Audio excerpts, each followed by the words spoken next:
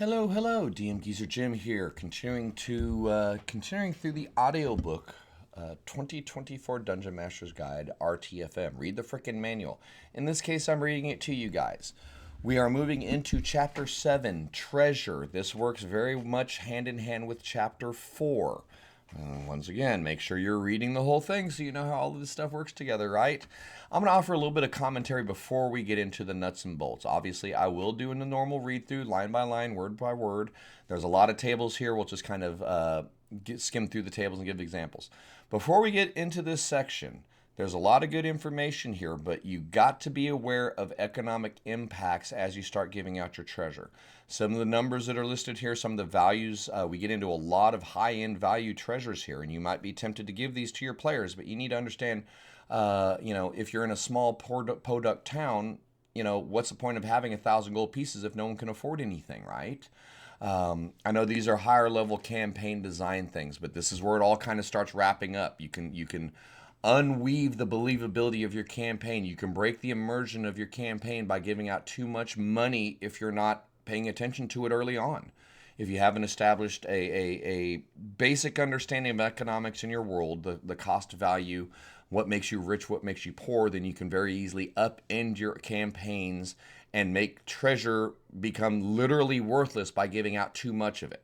So I just wanted to kind of point that out as we get into this section because there's some high-end value items that are listed in some of these tables.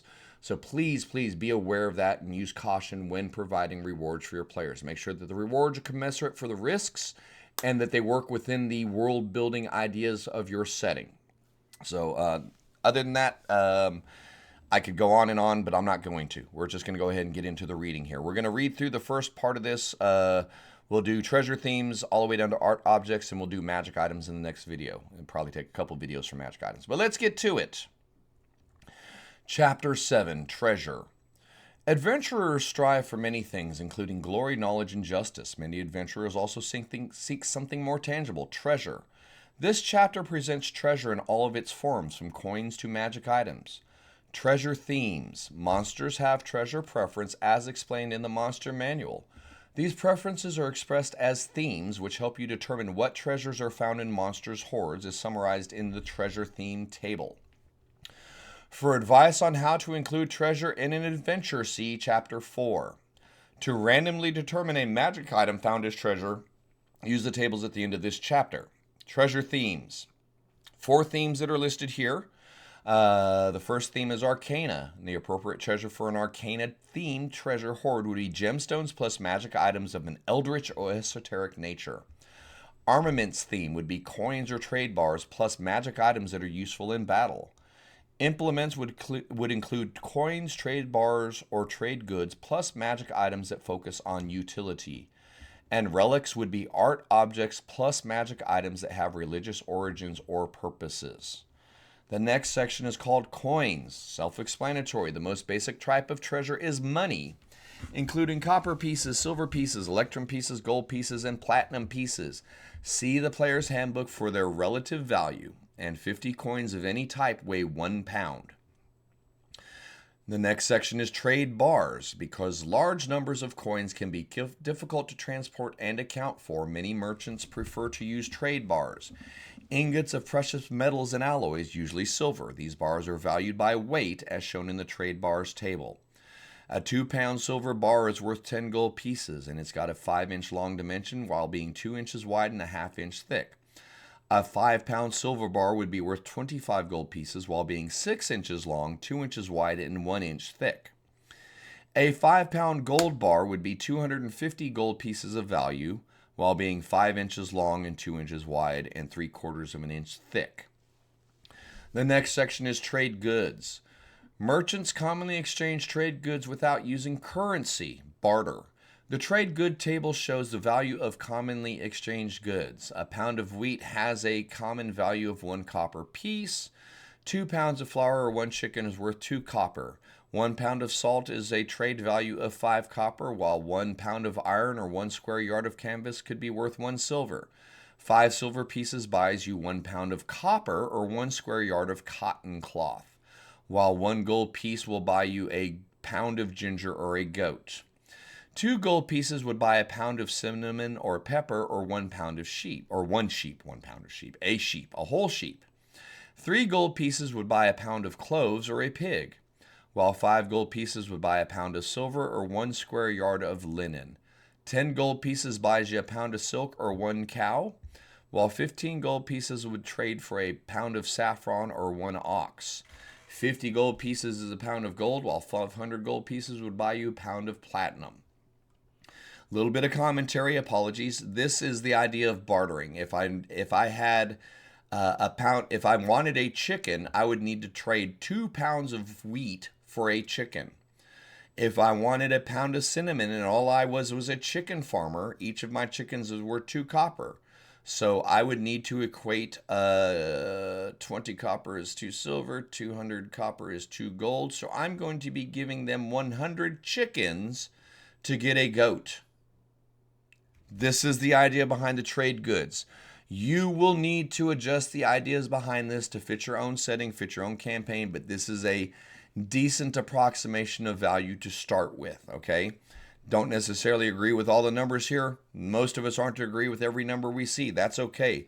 But the trade goods chart can provide you with a basis, a baseline, as it were, to adjust and build barter within your kingdom, within your setting, within your gameplay world. The next section is gemstones. Gemstones are small, lightweight, and easily secured compared to their same value in coins. If a treasure hoard includes gemstones, you can use the following tables to randomly determine the kind of gemstones found based on their values. You can roll once and assume that all the gems are the same, or you can roll multiple times to create mixed collections. The tables for gemstones are broken down by gold piece value. There is no approximation given in size. What that means is a azurite that's a penny sized, that big, might be worth 10 gold pieces, which means a bloodstone of the same size is going to be worth 50 gold pieces, which means an amber of the same size will be worth 100 gold pieces, which means a black pearl of the same size would be worth 500 gold pieces, while an emerald of the same size would be worth 1,000, and a diamond of the same size would be worth 5,000. That may not make sense to you. Think about it for a second. This is a comparative value between a stone type and another stone type, showing the least value to the most valuable. There is no size given. So the size that you determine when you give this out will determine moving forward the value. If a fist-sized chunk of blue quartz is worth 10 gold pieces, then a fist-sized diamond is worth 5,000 gold pieces. So pay attention to that one missing factor as you use these tables to stock your treasures, okay?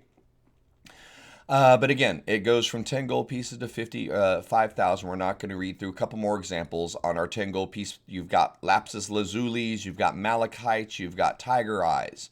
On the 50 gold pieces, you've got moonstone, you've got onyx and quartz, you've got carnelians. We go up to 100 gold pieces. That's going to include our amethyst, our coral, our jets, and our pearls. 500 gold pieces, aquamarines, black pearls, paradots. 1,000 gold pieces will be blue sapphires, emeralds, fire opals, star rubies. And 5,000 gets us to pure rubies, pure diamonds, sapphires, and just sinks, okay? All I ask is you keep you notice that there is no size given for these. We had all kinds of sizes and dimensions given on our trade bars and our weights, but that's not giving on the gems. So be sure you're being consistent in the valuation of your gems by paying attention to the sizes as you give them out. That's it. There can be a diamond worth 500 gold pieces. It's just a smaller diamond. That's what I'm talking about when you look at relative value of the gem versus the size. The next section is art objects. Idols cast of solid gold, necklaces studded with precious stone, paintings of ancient kings, bejeweled dishes. Art objects include all of these and more. If a treasure hoard includes art objects, you can use the following tables to randomly determine what art objects are found based on their value. Roll on a table as many times as there are art objects in the treasure hoard. There can be more than one of a given art object. Same thing that we're looking at here. An approximation of designs and values, components that make them up. A silver A gold bracelet with no gemstones is only worth 25 gold pieces. If we go up here and we see a gold ring set with bloodstones, even though we know a ring is smaller than a bracelet, the bloodstones increase the value. And if we scroll down here and we're looking at a gold idol, now we're getting into a solid gold little statue that's worth 750. And we go to 2500, we have a fine gold chain with a set with a fire opal. And then we get down here into 7,500, we're looking at a jeweled golden crown. So what I did there was I was focusing on the one thing that's the same on each of these tables, gold, okay?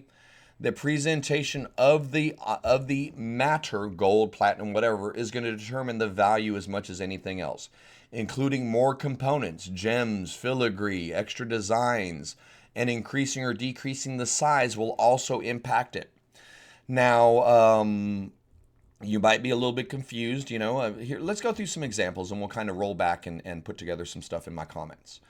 A silver ewer could be worth 25 gold pieces, just like a handheld mirror set in a painted wooden frame could be worth 25 gold pieces, just like a gold locket with a painted portrait on the inside of it. Down here at 250 gold pieces, whereas we have a gold crown worth a lot, a bronze crown is only worth 250. A bejeweled gold bracelet is now worth 250. A box of cut turquoise animal figurines could be worth 250. Or a brass mug inlaid with jade is worth 250. 750 can include the gold idol we talked about earlier. It could be a small gold comb shaped like a dragon with red garnets set into the eyes. Or a detailed life-size dragonborn skull cast in an electrum would be worth 750. A painted gold war mask. 2500 could include an old masterpiece painting, a platinum bracelet set with an emerald, a jeweled anklet, a gold music box, a gold circlet set with 4 aquamarines, or a necklace with a necklace string of small pink pearls. 7,500 gold piece art objects, a set of golden nesting dolls, a gold statuette set with rubies, a jade game board with golden playing pieces, or ceremonial gold armor set with black pearls would be worth 7,500. Okay. So that's kind of the end of our quote-unquote read-through. This is an interesting section. What I do think this, even though the valuations are a little bit weird, even though we're not necessarily given the best details in using these for economic purposes, for sizes and weights and all that stuff, they do provide good information for descriptions, okay? Not every gem needs to be a diamond or a ruby or an emerald. We've got azurites, we've got obsidians, we've got carnelians, we've got chrysoprase. There's a whole huge variety of gemstones that don't often come up in gameplay.